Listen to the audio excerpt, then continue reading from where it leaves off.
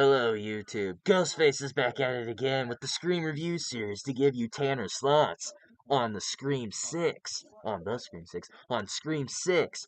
Now, yes, I did do Tanner's reviews of the other 5 Scream movies about 3 years ago now, so I'm back at it again to give you his thoughts on Scream 6. And no, I'm not Tanner. I don't know who I am. I don't know why I'm here. Also, I don't know why I decided to wear this mask. It smells like 30 years of sweat and bad breath in this thing. It's not fun. So starting off with Tanner's positives on Scream 6, one of the first positives that he really liked about my movie, I guess I should say, was Samara Weaving in the beginning. Now, Radio Silence at one point took control of the Scream franchise with Scream 5 and now Scream 6, and a lot of people were wondering, hey, where's Samara Weaving? Samara Weaving was the girl from Ready or Not, which is one of the movies that got Radio Silence to get this gig and to direct this movie. So, makes sense that she would be in it, right? Well, thankfully, she's in the movie for about 15 minutes before I decide to brutally murder her.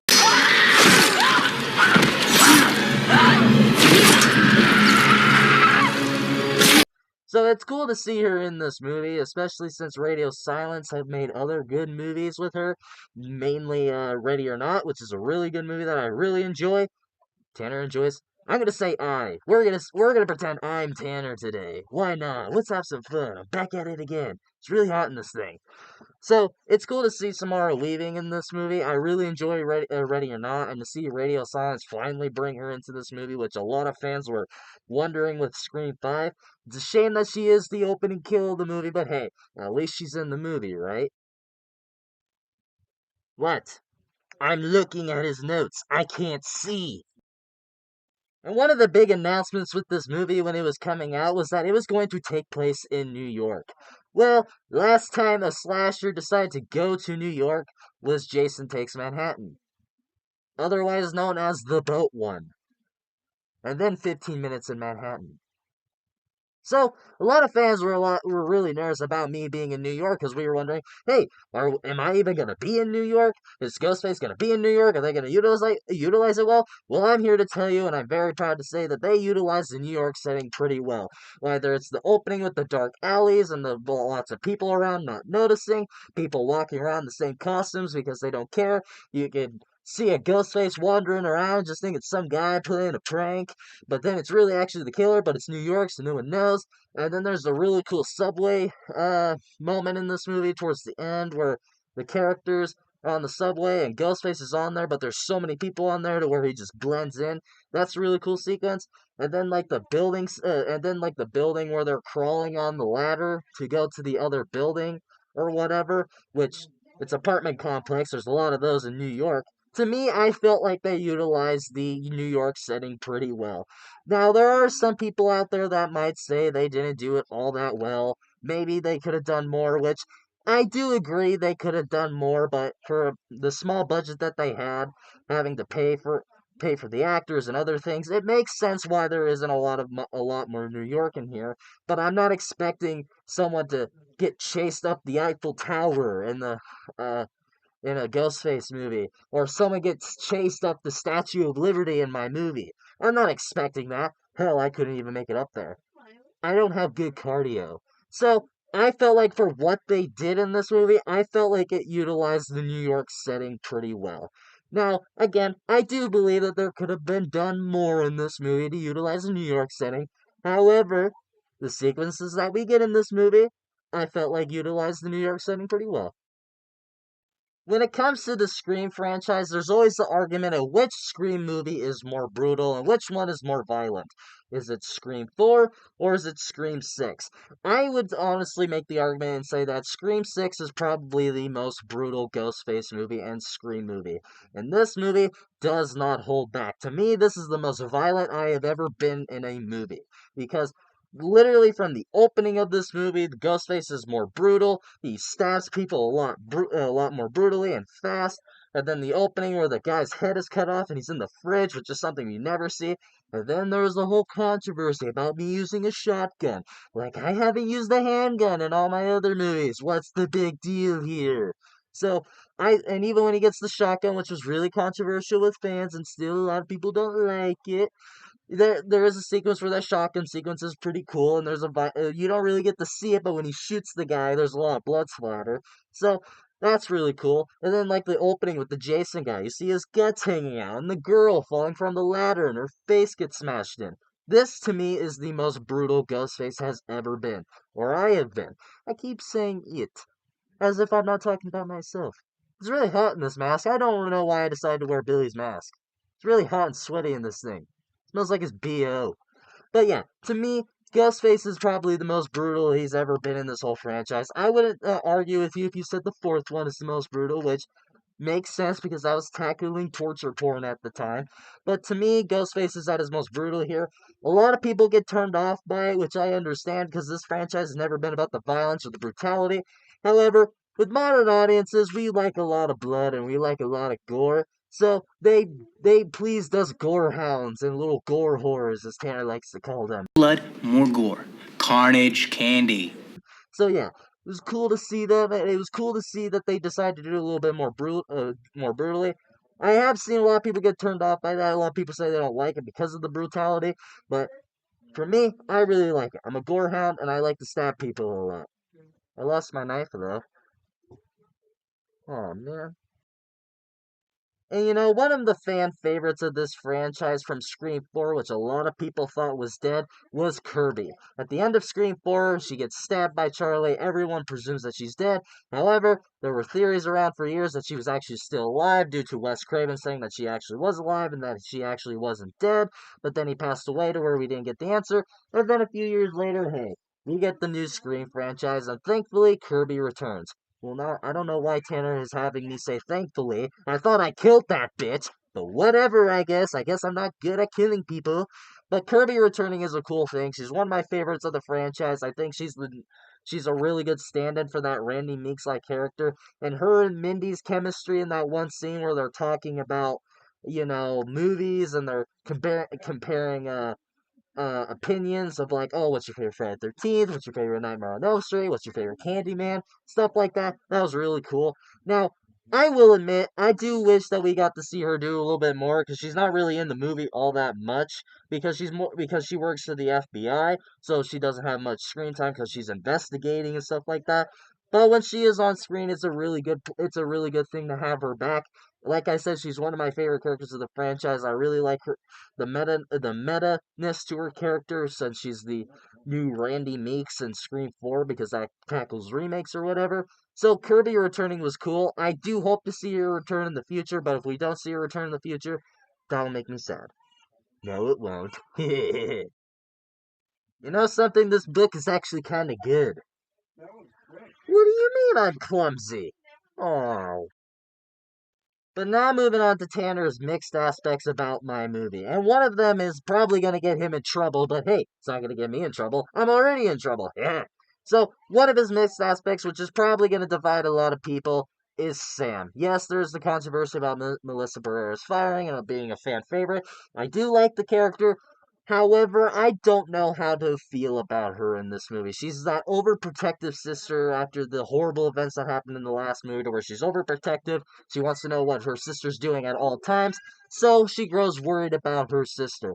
Now, to a point, I understand why she's like that, but after a point, it gets really annoying and really tedious and just really annoying and frustrating. I've never had to deal with something like that, but I do imagine it is annoying. However, thankfully, it's not throughout the whole movie to where she kind of gains that understanding, like, hey, my sister doesn't always need me, and that kind of makes me bummed that we might not ever get to see Sam's ending, because I would have liked to see the concluding chapter to this character. But, unfortunately, we might not ever get to see that again. I do have a mixed feeling about her in this movie, but I don't really think they intended to let this be her final movie either, and it felt like there was more to explore with her character. Excuse me. But however, for what she is in this movie, I do enjoy her, but at some point she's really annoying and just really tedious. And my franchise has always tackled the meta-ness of horrors of the horror subgenre. The first one was meta about horror movies. The sequel was about horror sequels. The third one was about trilogies. Fourth one was about remakes, reboots, and torture porn. The fifth one was about requels. But now this one decides to tackle franchise, which I think is weird because this franchise has already been a franchise before the sixth one ever really came out. So to me, when they decide to tackle franchise for the meta side of this, it felt like a desperation move, and it didn't really feel like that was what Scream usually does. Because when a Scream movie comes out, it's like, oh, we're gonna do the meta-ness, and we're gonna to tackle a certain subgenre in movies which I just named, movies, sequels, trilogies, reboots, requels, and now we're on franchise. It felt like a last minute move and it just felt like out of desperation. That's not what really Scream really does. However, this movie was rushed 1 year after the release of 5, so I guess they can't really tackle anything, which makes me nervous for 7. I don't know what they're going to tackle there.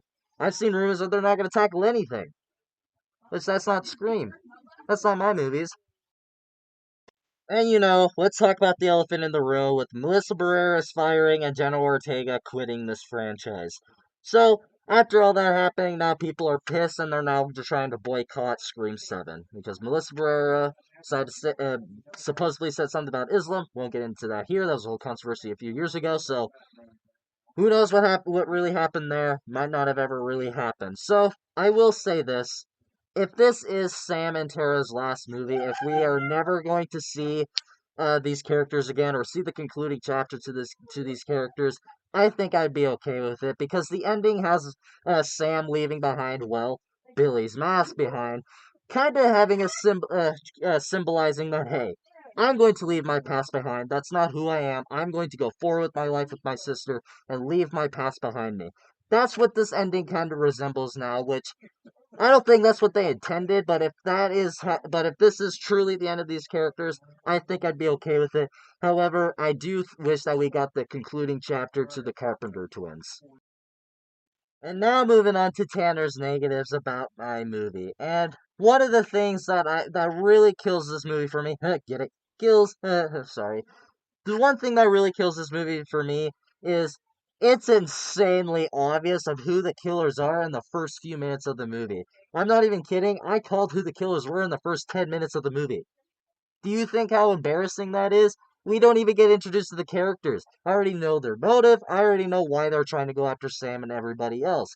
Because this is the issue with these new Scream movies. Scream 5 is trying to do a replication of Scream 1, which is what the requels do, and then Scream 6 is basically, oh, we're going to do what Scream 2 did. So, it's pretty obvious of who the killers are going to be, because Scream 2, well, had the killer from the first movie be their parents. Because in first one, it was Billy. In the second one, it was his mother. Oh, gee, you put the puzzles together. I wonder what they're going to do here. And it's insanely obvious. And I knew their motive. I knew who it was going to be. And it's just really disappointing and unfortunate because the part about who done it is to have fun and not know who did it. When you instantly know who it's going to be and you called what they're going to do and you aren't surprised by the killer reveal, that really takes away from a killer who done it movie and especially a Scream movie. My movie.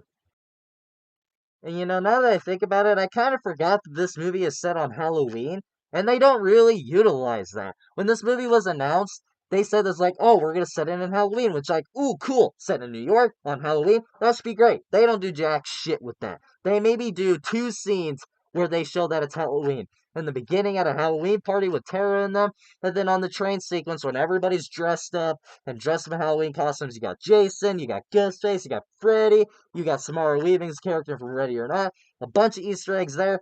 Those are the only 2 scenes that they actually try and utilize the Halloween setting.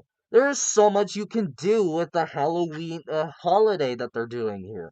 It is Halloween. Do you know how many people are probably roaming around dressed up as Ghostface, roaming around after the events of the from the previous movies and the influence of the stab movies? Do you know how many people would probably be running around there? You could have done something there. They do it in one scene. There could have been so many scenes where they utilize it.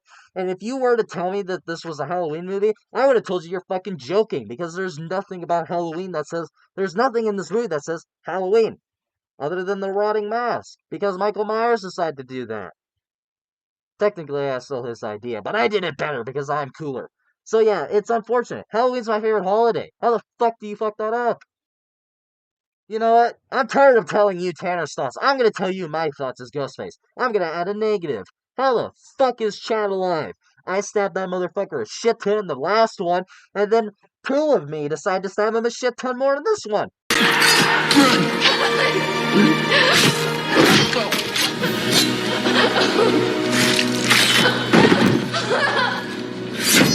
Why won't you die? How was he alive? I swear to God, if I stab him a shit ton in the next one and he's still alive, oh, I'm gonna be talking to somebody. I don't know who.